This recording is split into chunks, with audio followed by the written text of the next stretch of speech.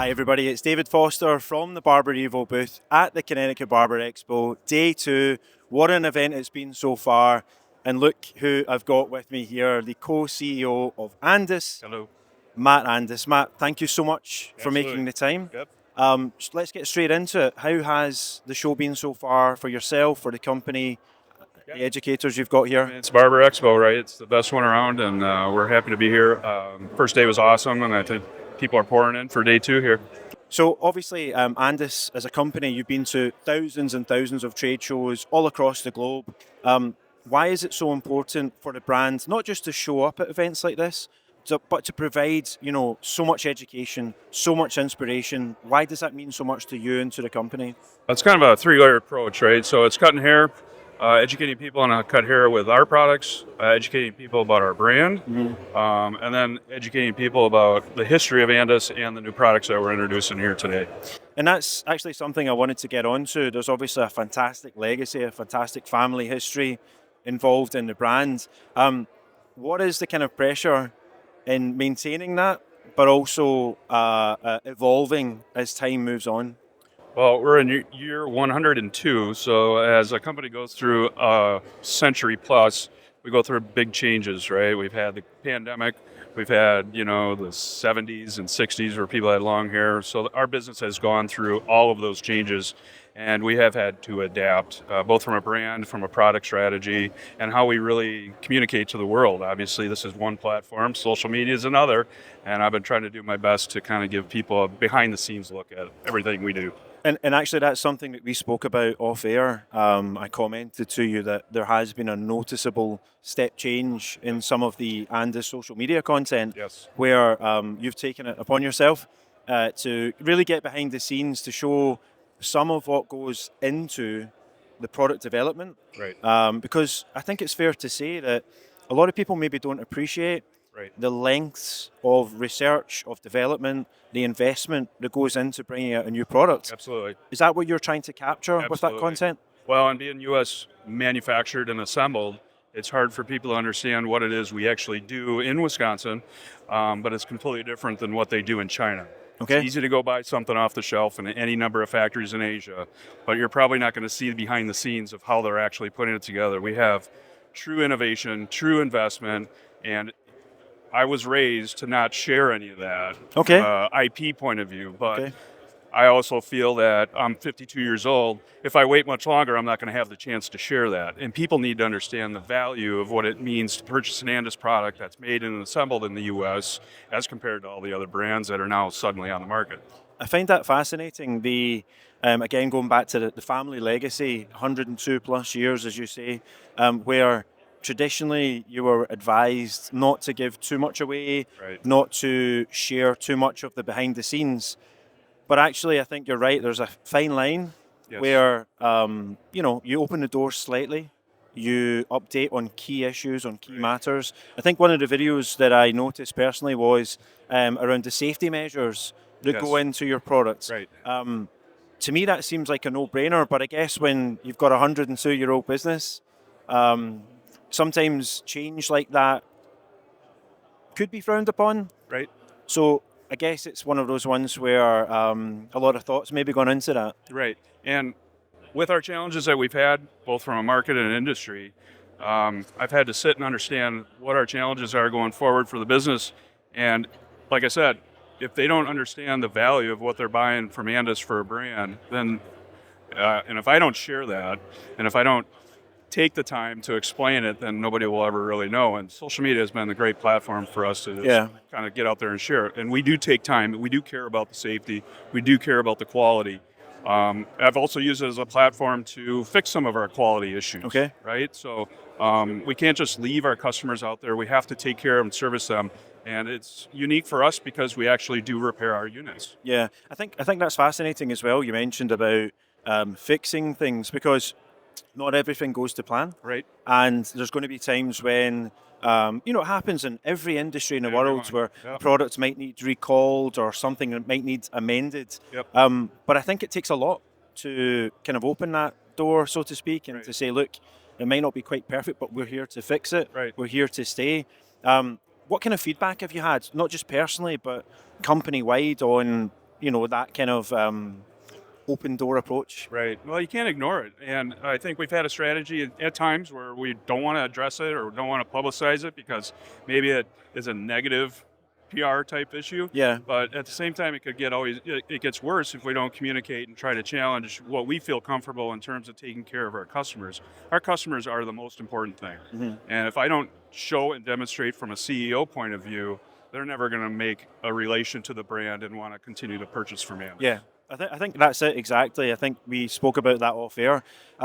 Another thing that we've noticed in recent times, and actually, again, it's kind of letting the customer drive forward the innovation.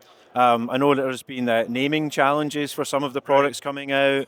One that I particularly enjoyed was the Milwaukee Brewers logo on the clipper. Right. Again, just a little bit different, Yeah. but also pulling together sporting culture Right. with barbering because it's obviously so intertwined. Absolutely. Is that something that we can expect to see more of in the future? I think it gets into the customization capabilities that we have.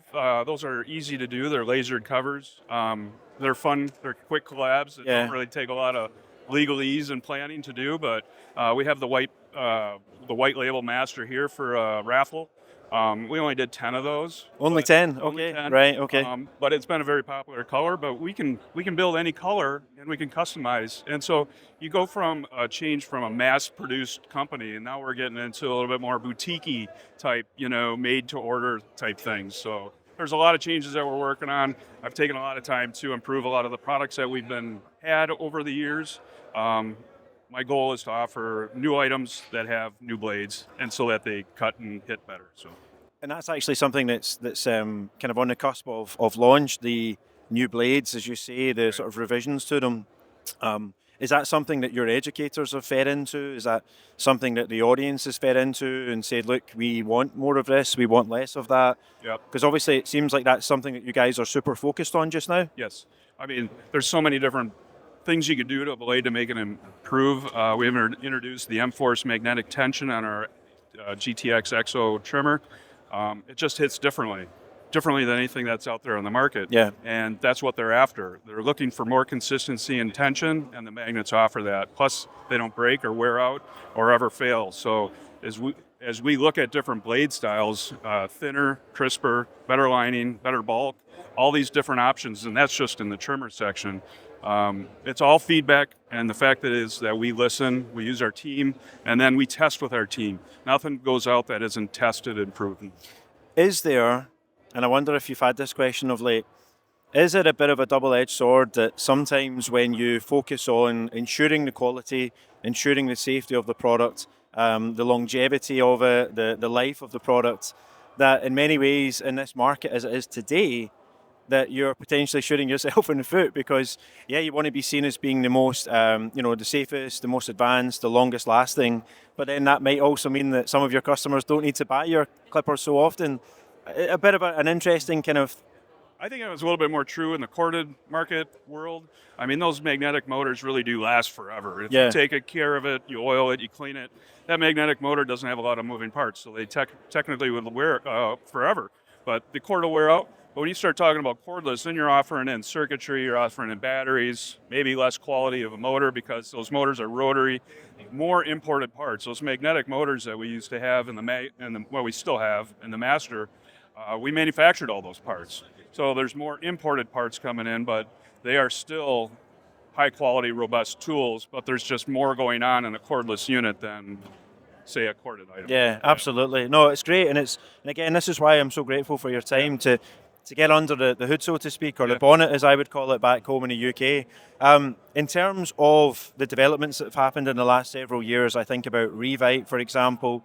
Have you got a lot more in the pipeline? Are you at liberty to share some of what we can expect to see from Andis in the coming months? Well, if I'm going to show you the process of how we make blades with robots, I'm happy to talk about new products. Yeah, we've had a couple issues with the Revite, but we've reduced the issues with the springs. We're working on adding M-Force magnetic tension to that tool in the future and a stand. We've got more trimmer blades that are coming. We've got a brushless line of motors that are coming, clipper and trimmer, more at your entry price point, middle entry price point. We have the MV2 coming out, which is also an entry price point. That'll also feature a gold unit and a black unit, but the neat part about that is the adjustment lever. You can switch from a right-handed unit to a left-handed tool. Okay, So right. the lefties in the world would be happy to see that.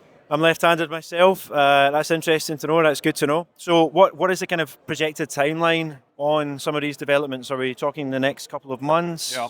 2024? Yep, the GTX M-Force is going to debut in July. Okay. And that'll come with our tightest gap blade ever, along with the mag tension and a black label special color treatment. The black label master will introduce in end of July as well. The NV2s will be in August. And then we're getting into other items. I think the brushless brushless clipper and trimmer will be out maybe September, October. Okay. And then we'll follow up with a linear motor clipper in December. So you're going to be busy. We are busy. If you saw my desk in my office, it's full of parts, screwdrivers, both our products, competitive products. It's just taking me some time to roll up my sleeves, understand what we're missing, and develop them. Incidentally, that black label clipper, the master clipper, will have a new blade on it. It's called the phase blade. It's in between the fade and the taper, so it's offering a new cut. Okay. My goal is to start standardizing speed, offering new blades with new introductions. Wow. Okay. So you're extremely busy, that's for sure. Yeah. And that's why we appreciate so much your time in having a bit of a chat with us about all that's going on. Perhaps if I could end it with this one, a bit of a poser for you. 102 years plus into the business. Incredible, rich tapestry, the family background, the legacy. I know how much that means to you. We've only just really been acquainted just now, but I know what the family means. I know the name, the brand, the reputation that's carried with it. What would you like Andis to look like 204 years in? So the next 102 years, like, how do you think the company can maintain its position, continue to grow and evolve, but also stay true to the Andis family name? Absolutely. It's going to be the barber-driven mentality. If we're not listening, we're never going to grow. We're not going to have customers. We've got to listen. And I think we felt like COVID kind of threw a wrench in that gear a little bit. But it's not just the barber market. It's our dog grooming market. It's our livestock. I mean, there's a lot of people that, are creative with our products. And if we're not listening and putting you guys first, we won't see 200 years. Okay, well, you heard it here first. Matt, really, really appreciate your time and for all you do for the industry as well. It's very noticeable, the kind of consumer-facing interface or the way that you are engaging with barbers. I think that will stand you in good stead if my opinion counts for much. So thank you for that. Yeah, thank you. We'll certainly look forward to seeing these new products come down the line. And from the Connecticut Barber Expo Day 2, David Foster here with Matt Andis. We'll see you soon. Thanks.